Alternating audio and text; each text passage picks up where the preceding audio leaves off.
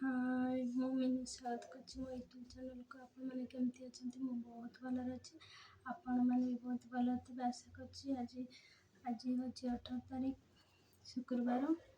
ସମସ୍ତଙ୍କୁ ମୋର ହାପି ହୋଲି ଶୁଭକାମନା। ସମସ୍ତଙ୍କୁ ଏଇ ହୋଲିରେ ସବୁଦିନ ତୁମେ ରଙ୍ଗୀନ ହେଇକି ଥାନ୍ତୁ ସମସ୍ତେ।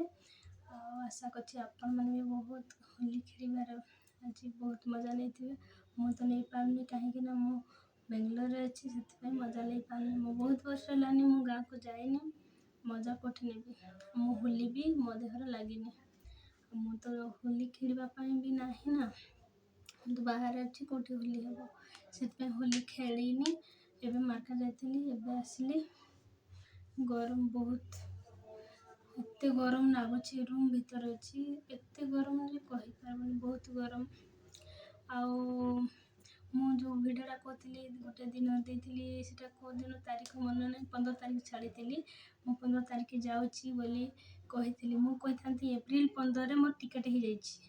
ତ ମୁଁ ଫୋନ୍ରେ କହିଛି 15 ତାରିଖ ଟିକେଟ୍ ହେଇଗଲା, 17 ତାରିଖ ମୁଁ ପହଞ୍ଚୁଛି। ମାନେ ମୋ ଭାଇ ଫୋନ୍ କରୁଛି ଯେ କହୁଛି ତୁ 17 ତାରିଖ ଆସୁଛି କି? ମୁଁ କହିଲି ନାରେ, ମୁଁ ଏଇ 17ରେ ନୁହଁ, ଆର 17 ଏପ୍ରିଲ 17ରେ ଯାଉଛି।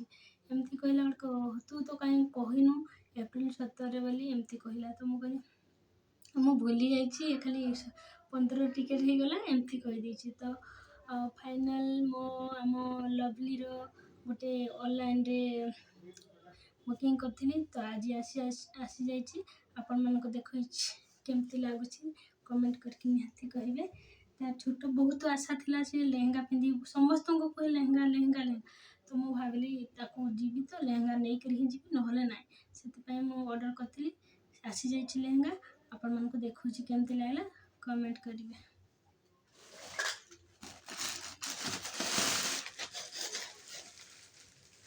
ଦେଖିପାରୁଥିବେ ଲେହେଙ୍ଗା, ଏହାର ତଳ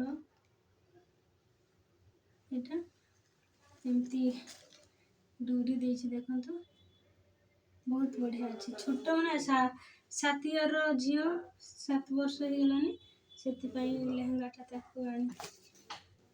ଏଇଟା ବହୁତ ପସନ୍ଦ ମୋର, ଦେଖନ୍ତୁ ତା ଉପରଟା କେତେ ସୁନ୍ଦର। ମୁଁ ପିନ୍ଧିବି, ମୋତେ କହୁଛି ମୋ ସାଙ୍ଗ ତୋ ପାଇଁ ଏଇଟା ହେଇଯାଉଛି। କହିଲି ଆରେ ବୋକା, ମୋ ପାଇଁ ନୁହଁ, ମୋ ଭଉଣୀ ପାଇଁ ଏମିତି କହିଲି। ତାଙ୍କୁ ପଛପଟଟା ବ୍ଲାଉଜ ସାଇଜ୍ ବହୁତ ବଢ଼ିଆ ଅଛି, ଦେଖିପାରୁଥିବେ କେତେ ସୁନ୍ଦର। ଏଇଟା ହେଉଛି ପ୍ରାଇସ୍ 500 ଟଙ୍କା, ମାନେ 499। ତ ଡେଲିଭରି ପ୍ୟାକ୍ ନେଲା ସବୁ ହେଇକି 500 ଟଙ୍କା। ଏଇଟା ଆଉ ଏଇଟା ତା ଚୁନରି ଓଢ଼ଣୀ। ମୁଁ ଟିକେ ପକେଇ ଦେଇଛି, ଆଉ ଟିକେ କେତେ ସୁନ୍ଦର। ଛୁଆକୁ ବହୁତ ଭଲ ମାନିବ, ଦେଖିପାରୁଥିବେ। ଆଉ କ'ଣ କରିବା? ଆଜି ମୁଁ ଜଲ୍ଦି ପଳେଇ ଆସିଲି, ଆଜି ହୋଲି ଅଛି ନା, ଟିକେ ପଳେଇ ଆସିକି ଫୋନ୍ କରିବା ଘରକୁ ବୋଲି ଭାବୁଥିଲି। ତ ମ୍ୟାଡ଼ାମ୍ କହିଲେ ତୁ କାଲି ଆସିବୁ କି ଏକୁଟିଆ କାମ କରିବା ପାଇଁ, କାଲି ଛୁଟି ଅଛି ନା? ତ ମୁଁ କହିଲି ନା, ମୁଁ କାଲି ଆସିବିନି, ତ ଅଟି କରିକି ହିଁ ଯିବୁ ଏମିତି କହିଲେ। ମୁଁ ଖାଇନଥିଲି, 3ଟା ବେଳେ ଯାଇକିନା ଖାଇଲି। ଖାଇକି ଆସିକି ତାପରେ କାମ କଲି, 6ଟା ବେଳେ ହିଁ ଆସିକି ଏବେ ଗାଧୋଇ ଗାଧେଇକି ଦୋକାନ ଯାଇଥିଲି। ଦୋକାନରୁ ଆସିକିରି ଏଇନା ଭିଡ଼ିଓ କରୁଛି।